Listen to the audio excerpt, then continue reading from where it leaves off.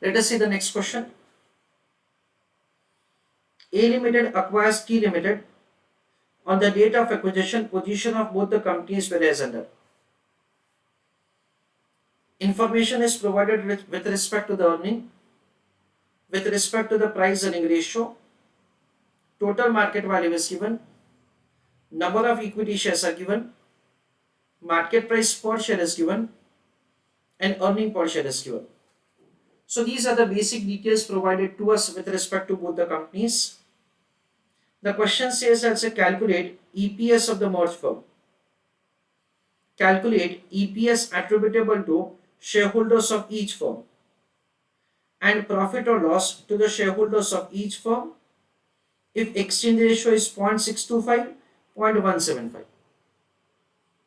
So here the question says that say you have to compute A, EPS of the merged firm if exchange ratio is 0.625, if exchange ratio is 0.175.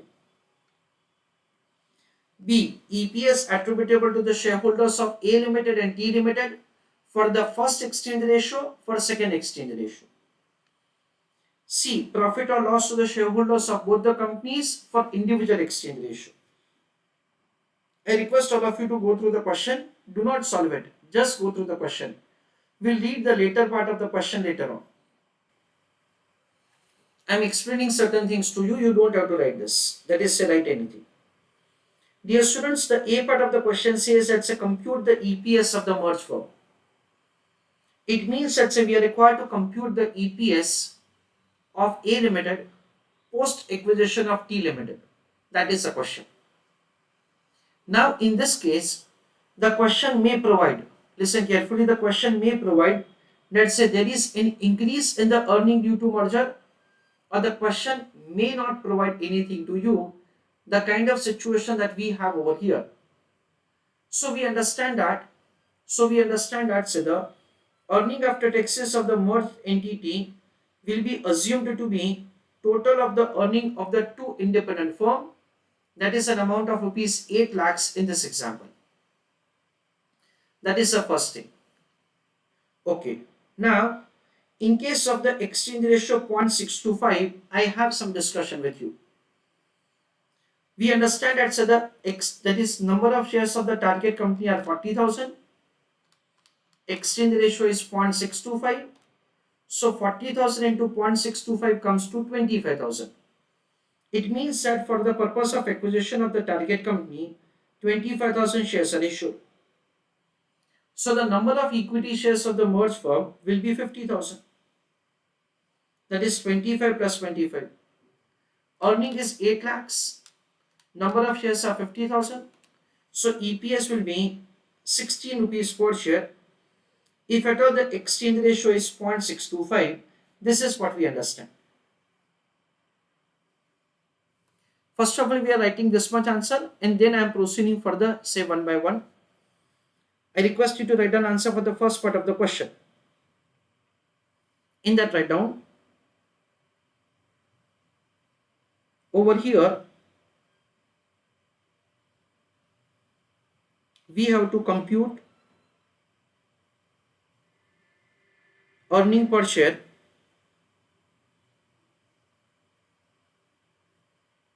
of merged firm.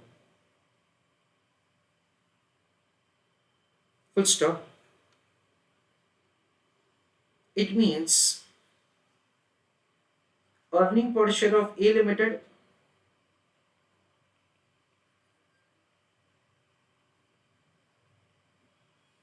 post acquisition of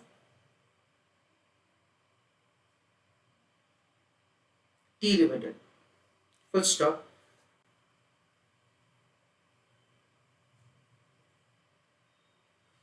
It is required to be found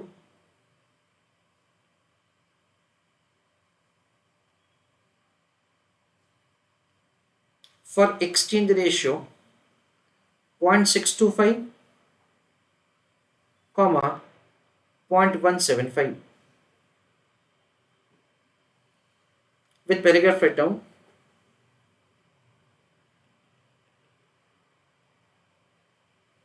With respect to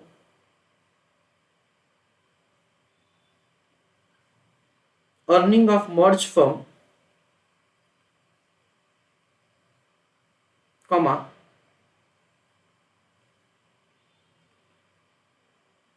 nothing is specified,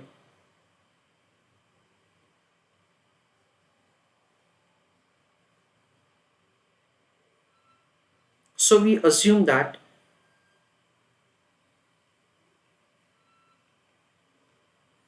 earning of A Limited and earning of T Limited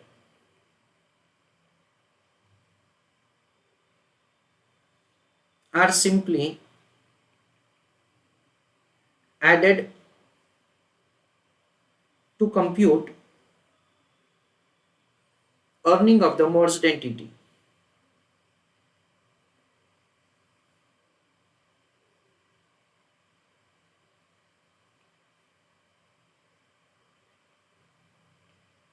Full stop.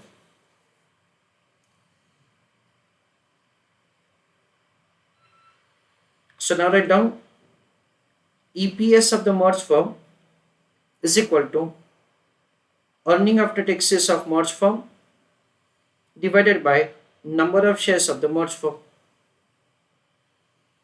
What is earning after taxes of the merged firm? It is earning after taxes of A plus earning after taxes of T divided by number of shares of the merged firm. That will be calculated as number of shares of A plus shares issued to T. How many shares are issued to T? It is number of shares of T into exchange ratio. This is the way EPS of the merged firm is calculated. Okay. So earning after taxes of A is 5 lakhs. For target company it is 3 lakhs divided by number of shares of A Limited are 25,000. For T Limited 40,000 into exchange ratio, which they have provided to us an example. There are two exchange ratios that they have provided.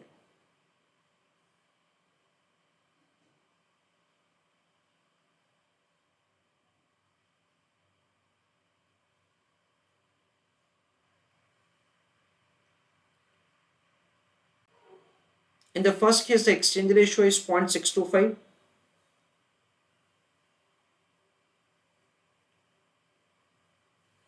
In the second one, the exchange ratio is 0.175. So 8 lakhs divided by 25,000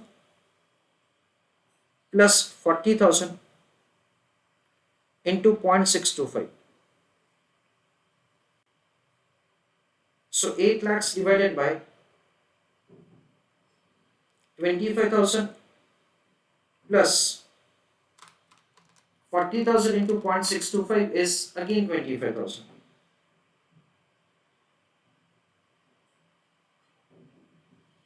8 lakhs divided by 50,000.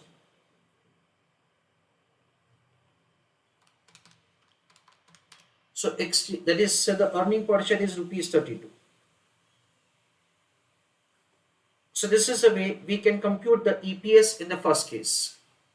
In the second case, what will happen? This is again 8 lakhs divided by, this is 25,000 plus 40,000 into 0.1750.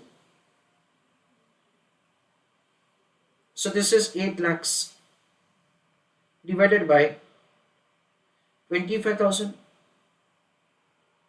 plus 40,000 into 0.175 is 7,000.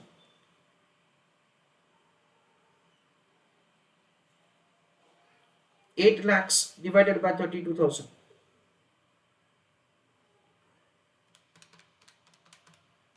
So the answer is 25 rupees per share.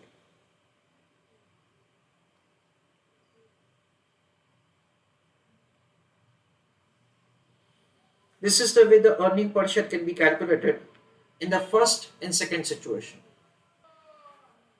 Sorry, there is a mistake. 8 lakhs upon 50,000, that is 60 rupees per share.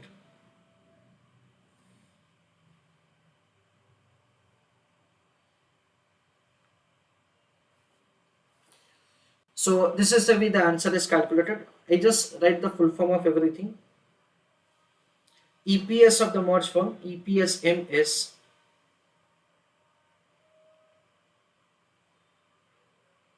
earning per share of merged firm.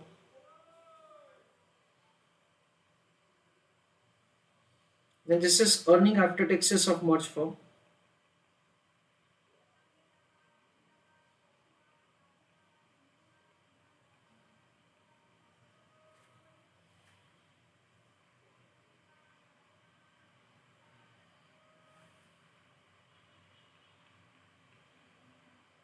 This is earning after taxes of A Limited. This is earning after taxes of T Limited. And so on, the values are there. Now let us focus on the B part of the question. We have to compute that, say, what is the earning per share attributable to the shareholders of each firm. That is what, say, we are required to calculate. I request all of you to stop writing. Let me explain you. First of all, I have a conversation with you for EPS of 16. Listen carefully. Dear students, when earning per, that is, when exchange ratio is 0.625, we are having a detailed discussion of the same, say for this answer. If exchange ratio is 0.625, then in that case, number of shares of the merged firm are 50,000. 25,000 shares are of A Limited and 25,000 shares are issued to the shareholders of target company, and EPS of the merged firm is 16. The question says that to calculate EPS attributable to each firm. So we understand something like this. Acquiring company and target company. We have to compute that, say, what is the EPS attributable to both of them post merger. Afterwards, it will be compared with the pre merger to make the calculation of the profit or loss to shareholders of each company. Because you can see, friends, that the question says very clearly that, say, later on you are required to compute the profit or loss to shareholders of each firm. It means that, say, we are required to compute that, listen carefully, what is the EPS attributable to the shareholders of each firm. The question says that, say, you are required to compute the profit or loss to shareholders of each firm. In that case, we understand like this.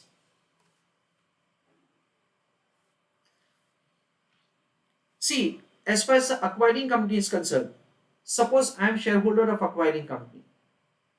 Then before merger, for my one equity share, earning per share was 20. My company has acquired another company by issuing equity shares. In that case, the number of shares held by me is not changing.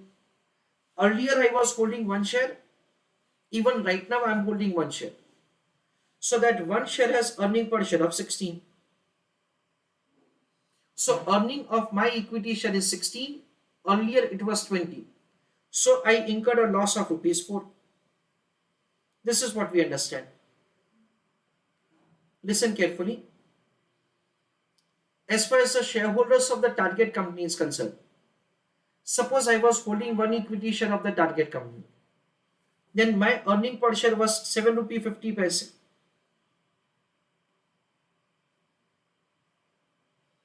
Here it is 20 and here it is 7.5. Now my company is being acquired by another company, and for my one equity share I have been given fraction of equity share of the new company. I have been given 0.625 equity share of the new company.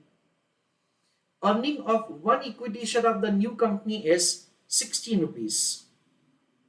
So for one equity share it is 16. However, I am holding fraction of the share only. So 16 into 0.625. So the earning per share attributable to me in the merged entity is 10. So from 7.5 it increases to 10. So I make a profit of 2 rupee 50 paise.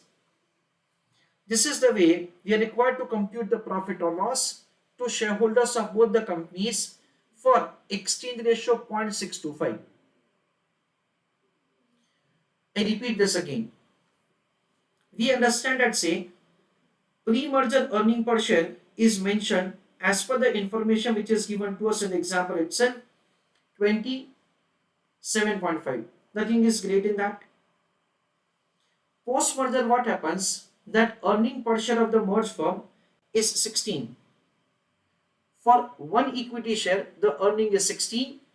Shareholders of the acquiring company is holding same number of equity shares as it was before merger. There is no change. So EPS of the merged firm itself is EPS attributable to them. That is 16 rupees. So from 20 it reduces to 16. So there is a loss of rupees 4. On the other hand, as far as the target company is concerned, we understand that say for the target company it happens like this. For one equity share, the earning per share is 16 of the merged entity. However, the shareholders of the target company are issued only fraction of the share for every one share that they were holding. So, EPS of the merged firm into exchange ratio is EPS attributable to them, that is 10. So, there is a profit of 2 rupee 50 paise. This is what we understand. Now, logically, how these values are calculated, that is what I am explaining to you. We know, friends, that so the earning of the merged entity is 8 lakhs. Earning of the merged entity is 8 lakhs. Acquiring company, target company, and total. Total there are 50,000 shares? Yes. 25,000 shares of A Limited? Yes. 25,000 shares are issued to the shareholders of target company? Yes. So we can say that logically this 8 lakh rupees of the earning is split between both of them in equal proportion. That is 4 lakhs and 4 lakhs. Earning of acquiring company before merger was 5 lakhs. Earning of target company before merger was 3 lakhs. It means that so the earning reduced to 4 lakhs from 5 lakhs. So there is a loss of rupees 1 lakh say in this deal in terms of the earning. Earlier it was 3 lakhs, it increases to 4 lakhs. So there is a gain of rupees 1 lakh. And this is the way you will always be able to cross verify the answer if at all there is no increase in the earning. If there is an increase in the earning, what to do? We'll discuss that later on. Okay, listen carefully further. Acquiring company has 25,000 shares and the target company had 40,000 shares. So use your calculator. 1 lakh rupee of the loss for 25,000 shares. So per share what is the loss? 4. 1 lakh rupee is the gain for 40,000 shares. So what is the gain per share? 2 rupee 50 paise. It means that we understand this value we can cross verify over here.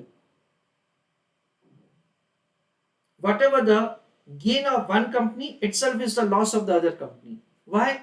Because there is no increase in the earning. This is the way we can have a kind of cross verification of the answer. So let us write this answer and then let us say I would like you to do answer for the other exchange ratio.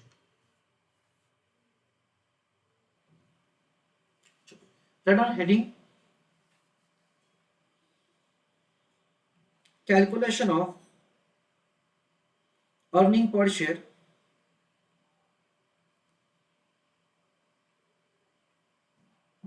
attributable to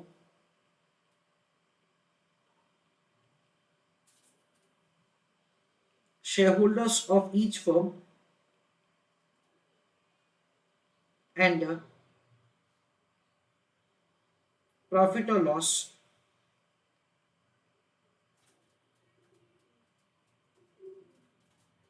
to shareholders of each firm, comma, for different exchange ratio.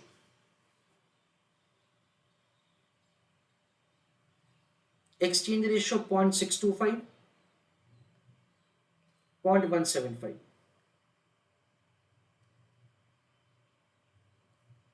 There are two companies, AT.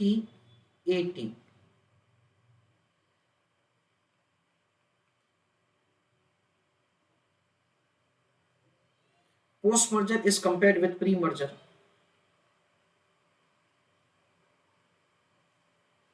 to compute the profit or loss.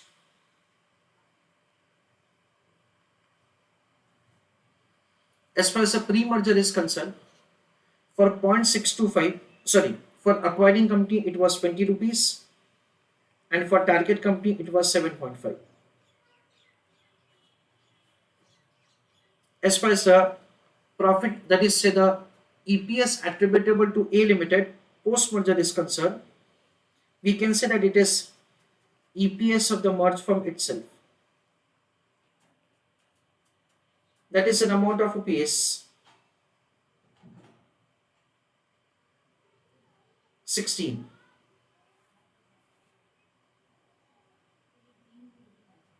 So it is 16, earlier it was 20. So there is a loss of rupees 4. And for target company it is EPS of the merged firm into exchange ratio. So it is 16 into 0.625.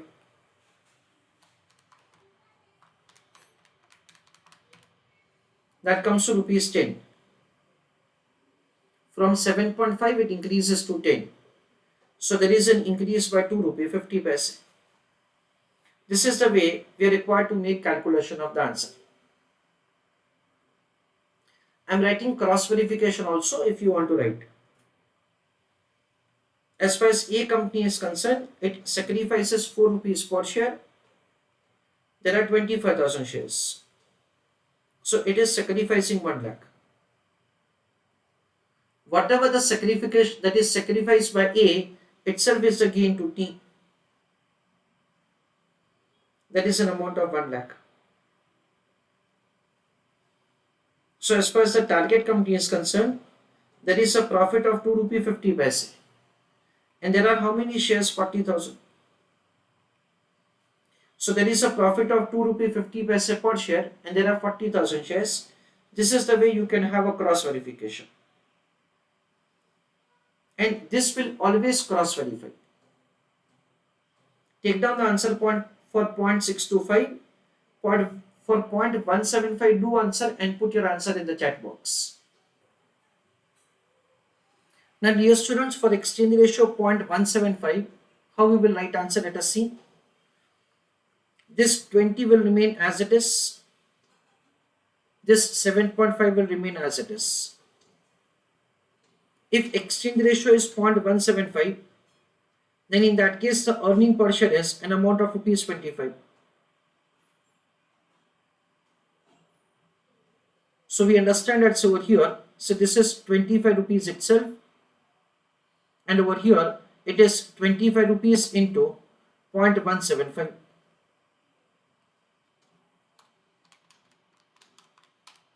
That comes to 4.375. 25 minus 20, there is a gain of rupees 5. 4.375 minus 7.5, so there is a loss of 3.125. This is the way the gain or loss can be calculated. We understand logically once again that whatever is the loss of the target company itself is a gain to the acquiring company. Loss is 3.125 and there are 40,000 shares. So there is a loss of 1,25,000. For the acquiring company, there is a gain of 5 rupees per share, dear students.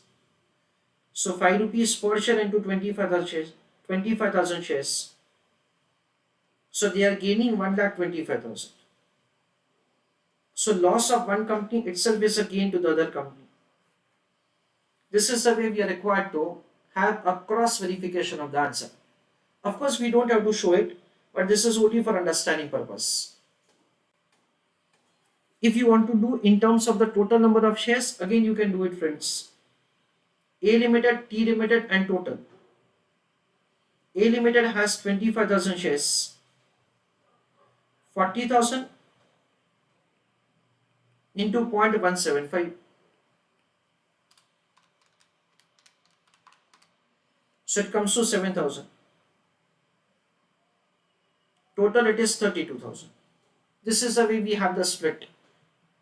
Now the earning is 8 lakhs. So this 8 lakhs divided by 32,000 into 25,000.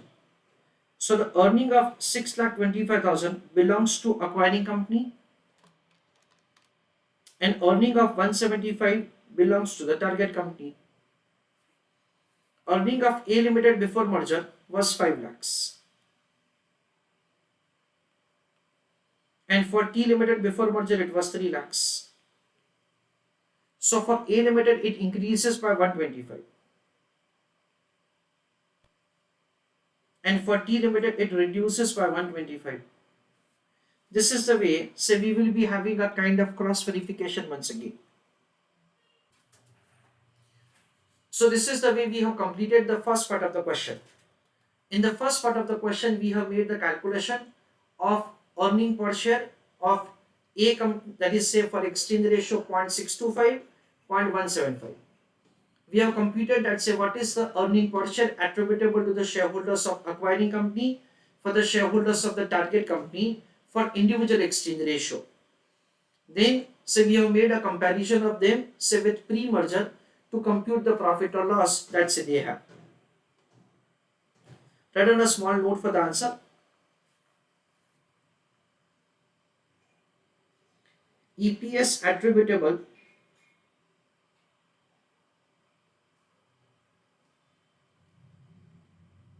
to A Limited is EPS of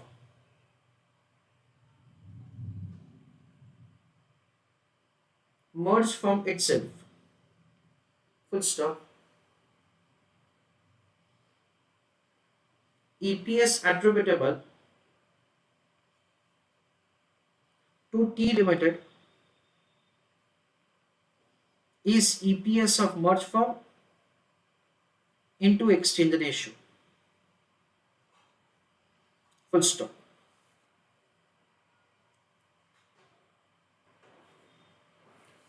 Now friends, before we proceed for the second part of the question, I have some discussion with you.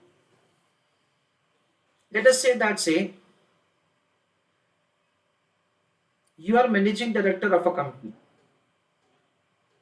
and your company is in need of a chartered accountant for discharging a certain type of work.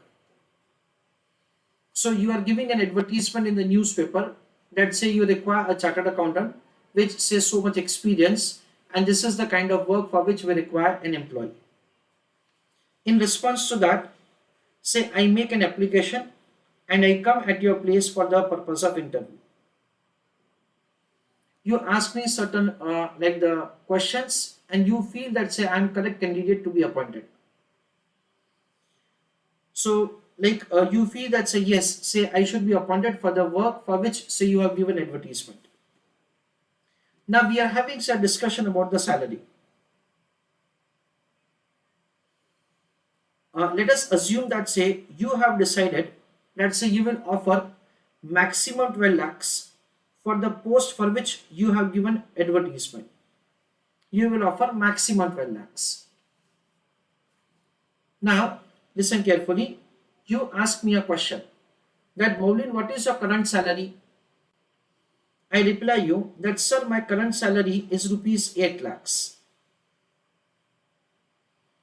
My question to all of you is this. Listen to my question carefully. What is the first salary that you will offer to me. We understand that say you will offer me something like 8,50,000. You will offer me something like 9 lakhs. You will offer me something like 9,50,000. Something like this you will offer me. You will not offer me an amount of rupees 8 lakhs because you know that say with the same salary, I will not have any incentive to join your company. So you will not offer me 8 lakhs, you will offer me something more than 8 lakhs.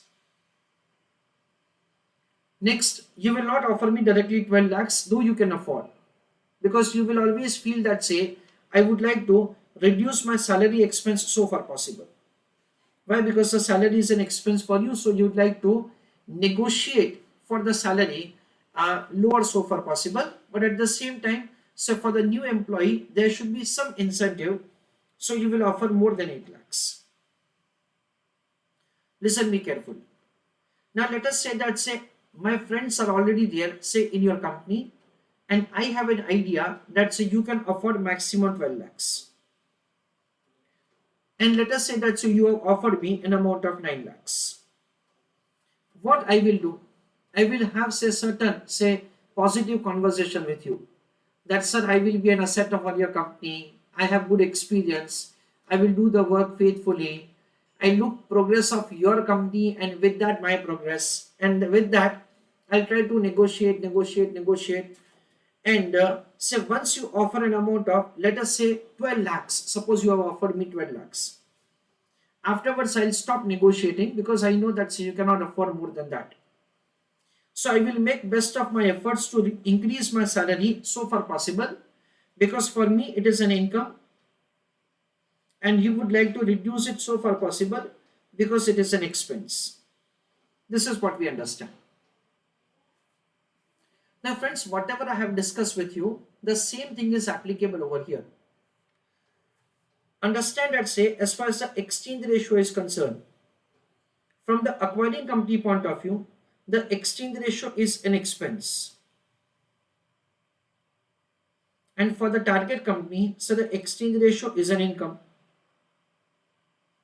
So from the acquiring company point of view, there will be always an effort set to reduce the exchange ratio so far possible. And the target company would always like to increase the exchange ratio so far possible. This is what we understand. Now focus on the target company. Listen me carefully. Focus on the target company. If the exchange ratio is 0.625, then in that case the target company has a profit. If exchange ratio reduces, then in that case, so the profit is converted to loss. This is what we understand. Second part of the question. The question says that say, calculate minimum required exchange ratio by T Ltd. Calculate minimum required exchange ratio by T Ltd so that EPS attributable to T Ltd is not diluted, not reduced due to merger. Diluted means reduced. So in second part of the question, we have to compute the minimum exchange ratio which target company would bargain so that at least it will not have a loss. Because in 0.625 there is a gain. For 0.175 there is a loss. So in between both of them, we understand there must be an exchange ratio at which it will have no profit, no loss. That is what we are required to compute in the second part of the question. Write on a note and then I would like you to post your answer in the chat box for the question. But before that, write down a note.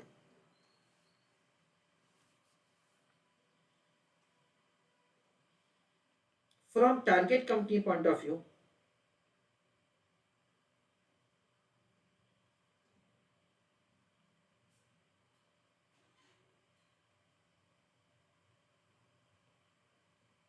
comma, exchange ratio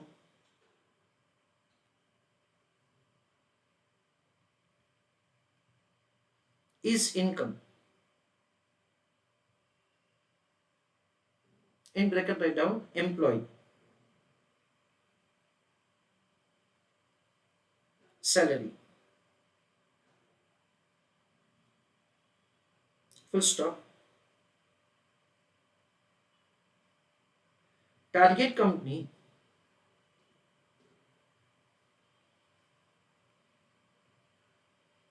would always like to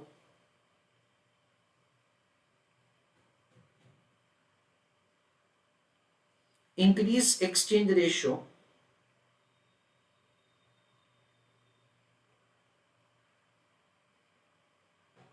so far possible.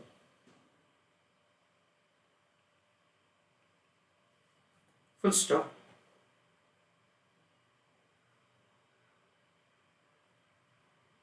When exchange ratio is 0.175, comma, it is incurring a loss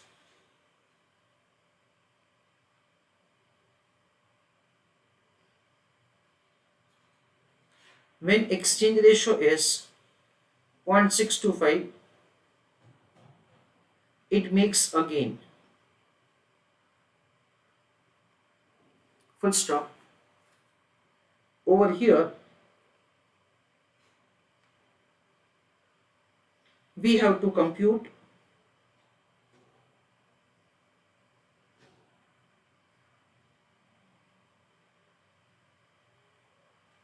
minimum required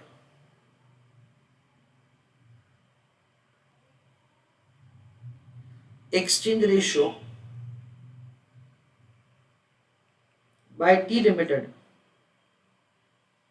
so that its EPS is not reduced